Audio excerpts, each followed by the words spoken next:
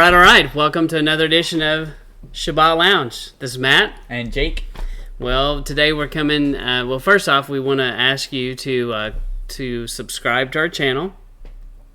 Give it the likes and the thumbs ups. And try to share this with someone that might find it beneficial. Yes. But today we just wanted to make a fast current event kind of thing. And the other day I was scrolling on the interwebs and I found this cartoon called Asterix in the Chariot Race. Yes. I think it's Asterix. It's the little Viking guys. I'm sure you've seen it if you're hip to the jive. Turkey. Yep. And so, Jake, it's about a chariot race that happens in Rome. And when was this cartoon created? It was in 2017, if I remember right. And so, it's about this, they're trying to save the, what do you call that? Save some face for Rome. Yeah. They're trying, and... save face. I like it. Save face. And so they have this chariot race, and there's this mystery charioteer that shows up. So they basically have this announcement that they're going to have the great transatlantic chariot race. Transitalic, because it's Italy. Transitalic, that's right. You see. And so they opened it up for people to participate. And so, all kinds of people, there's some pomp and circumstances that come along with it. And then this guy comes out of the blue. And everyone is all about him. And I'll see if I can make this a little bigger, but, that might be too big, but... No, you're good. As you can see, this guy comes on the scene, and, once again, this was written in 2017, and you have this guy who's wearing it appears to be some sort of mask. Yes. The masked Auriga. I don't know how they pronounce that word. Auriga. Yeah, so you have this mask coronavirus that's on an eagle. Yes. And so pulled by some critters here, and the people are like, coronavirus. Everyone's all into this coronavirus. And so coronavirus comes in and participates, and just in this section here, coronavirus is like everywhere. Yeah, everyone's apparently. So if we look at this page here, it's their favorite, straight from Rome, the champion. So he's been in these chariot races before, and he's always winning. And Rome is gonna be the team to beat in this chariot race. And then I believe he's in the lead most of the race. Yes, he is. So you can drive now. Okay. Well, it's kind of interesting that here this is years before the coronavirus actually happens. There's a cartoon written about a mass coronavirus. I just think it's interesting. Yeah. And so it goes on, and there's a competitive race, and they go through all these trials and tribulations. All this stuff happens, but they don't know who the masked person is, and they chant his name over and over. You see him, he's always shown regally and looks good, and people like him, and he's popular. And then he's even showing up on billboards, and so, but just the whole concept of this mass coronavirus. And at the very end, did you catch, Jake, who coronavirus was? Not exactly. I know I've seen his face, but I don't know who it specifically is. Yeah, so at some point it does reveal coronavirus, and he's the emperor right here. Oh, yeah. And so he is trying to defend Rome's honor and win back her glory. And so, all of those things to me just just are interesting, because you can make a strong argument that we are still under Roman control even today, and under Roman rule, that the Romans really still run the show through the Vatican and through places like that. And so, I don't know if the author of this cartoon knew something, but it's just kind of interesting. It is definitely interesting. So does he end up winning this race then? Actually, I don't think he does. He comes in second place. Second place. Oh, the Gauls of them all. Yep. So, just like in real life. There's a trophy ceremony, and the emperor gives the trophy to someone else. But the heroes of the comic strip, of course. Mm-hmm. Otherwise, the comic would have a different character on the front if they didn't always win, right? Right, and I think the whole reason we just wanted to come before you and make this is just to reconfirm that things aren't always what they seem, and you should question the narrative. You should question what you're being told in different places, and at the same time, Jake, I think you can spend too much time worrying about this stuff. I agree, and one thing that I would add is the coronavirus isn't new as of now. This is a type of coronavirus. So they did have coronaviruses back then. Yeah. And over in China, I'm sure they were wearing masks due to coronaviruses. Mm-hmm. Japan. Yeah. So add that into the equation as well. Yeah. Yeah. But it's definitely interesting, the whole mask thing, and I'm just really not sure what the creator of the cartoon was thinking when he put it together. It'd be interesting to get his thoughts on how that came about. Yeah. Well, the best thing that I saw, I'm going to search this up, was the cure for the coronavirus. Do you know what the cure for the coronavirus is? Oh, isn't it protests? Is it protests? It's you gotta protest, right? If you're protesting, you can't catch the coronavirus. Well, I did hear them talking about all that, but no, and of course I can't find it now. I'm finding all kinds of other things. I should have done this ahead of time, but there was a funny meme of a little girl who had a picture of a TV, and she was holding it up and had a hammer, and she was like, "I found the cure for the coronavirus." Yeah, that's right. And I think that's the point. And especially as believers in Yahuwah, don't spend all your time focused on what the enemy's doing, because I had a conversation with somebody at my work who's kind of started opening up their eyes to conspiracy theory kind of things, and she's not on board necessarily with what we do with this, but in Torah lifestyle. But I told her, I said, I think we can all agree on, we know one thing, that there is an enemy, and you can call him Satan, you can call him the devil, whatever name you want, evil personified, whatever you want to call this thing, and it's out to destroy us, and it's out to kill us, maim us, do everything it can in its power. And so we know that there's something that wants to destroy us. There's an enemy of Yahuwah, and multiple enemies, really, seeking to destroy us.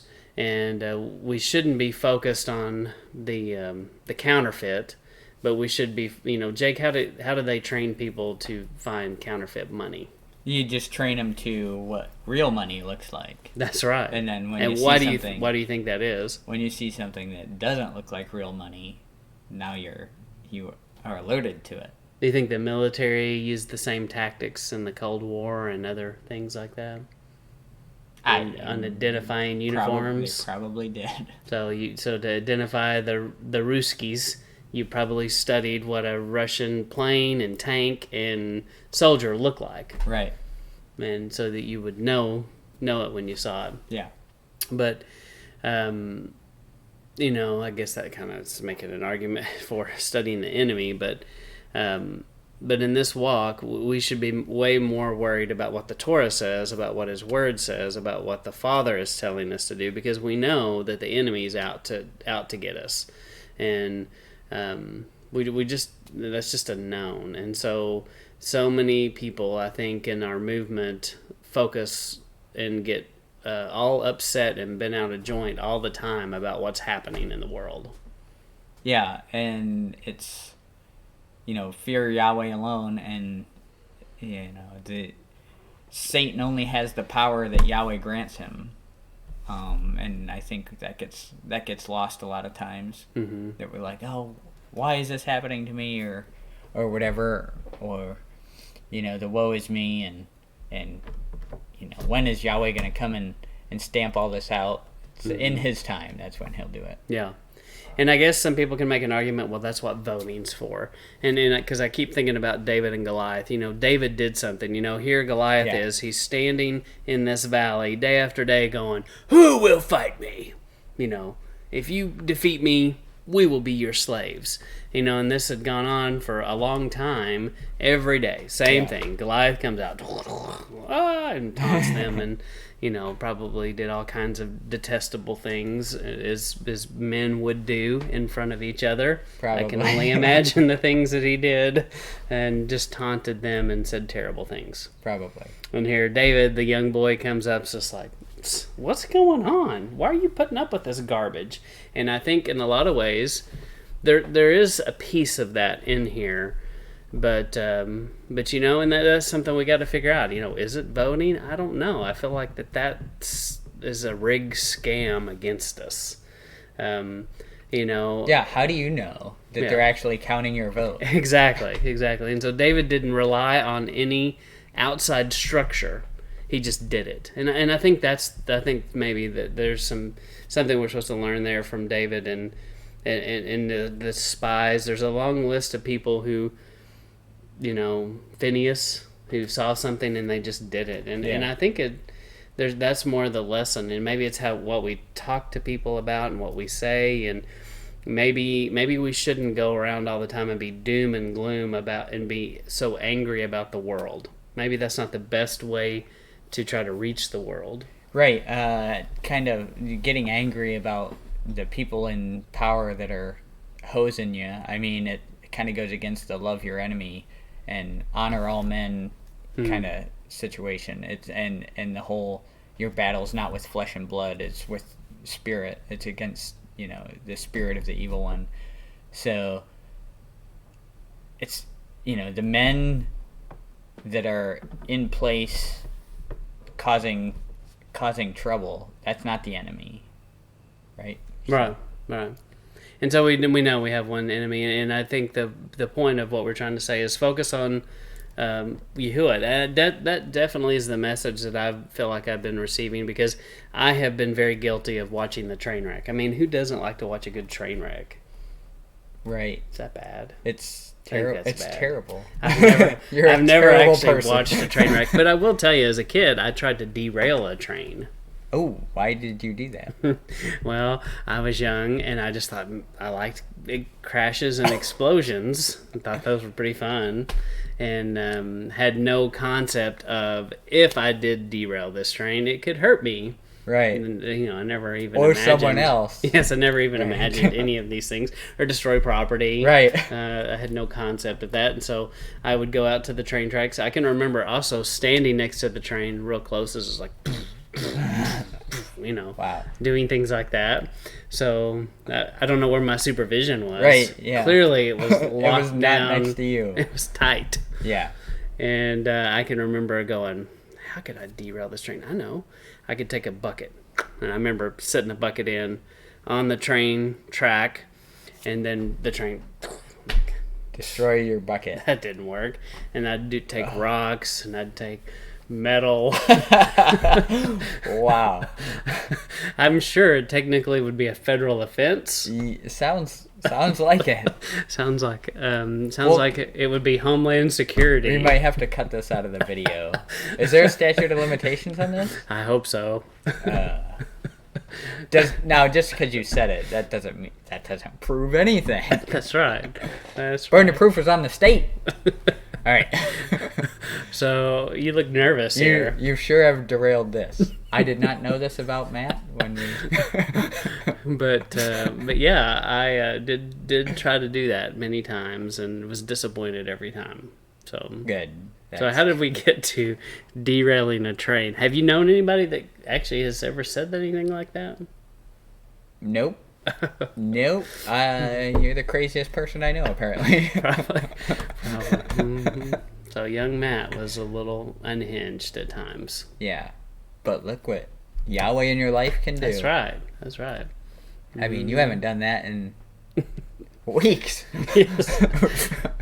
Since I was a small child. Yes. I was 8 years old.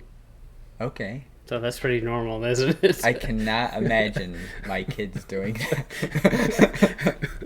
Even thinking that, huh? No. Most people would be kind of scared of the train as it passed by. And Yeah. for some reason, I'm out there seeing what would happen. What if I grab this as it's going by? A grappling hook. I probably Yeah. would have tried it. So anyway, so how did we get to that? Well, see, this guy's in a chariot. We're saying don't get derailed with the train. Don't watch the Yes. train wreck. That's where it started. And that's where it started. Mhm. But 2, you can be derailed by all the stuff in the media that's, Yeah. who can you verify any of it? No. No. I wasn't there. I don't know for sure. But Yahweh knows. Yahweh's in control.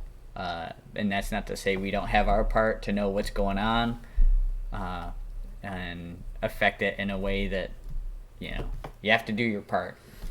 Yeah, and I think you should be woke, as the kids say. Definitely need to be awakened to the fact that mankind and people that are in power are out to keep you not in power. I mean, and I think that you should have that awareness. Yeah.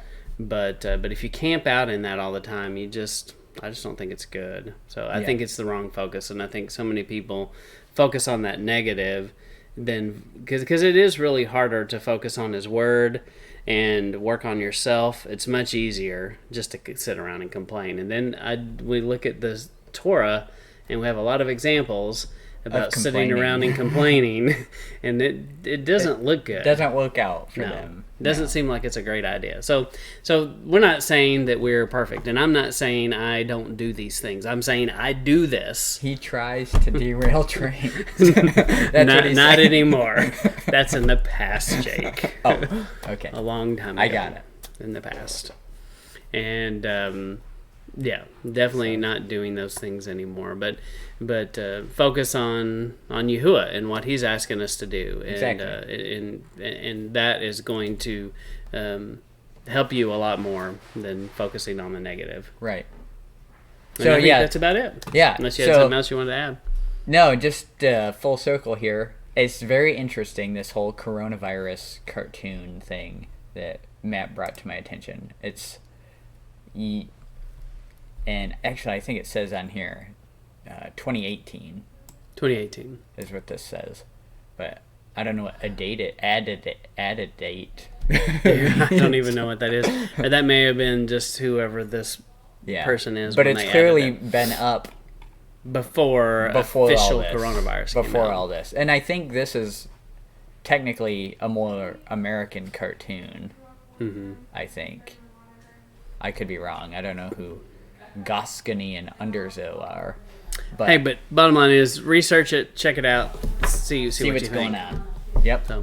And I think that's about it. And we want to thank you for listening to Sabbath Lounge. And Jake, tell us what they should do. You should subscribe and like the channel and give us good reviews. If you don't like it, don't lie. But 5 stars is good.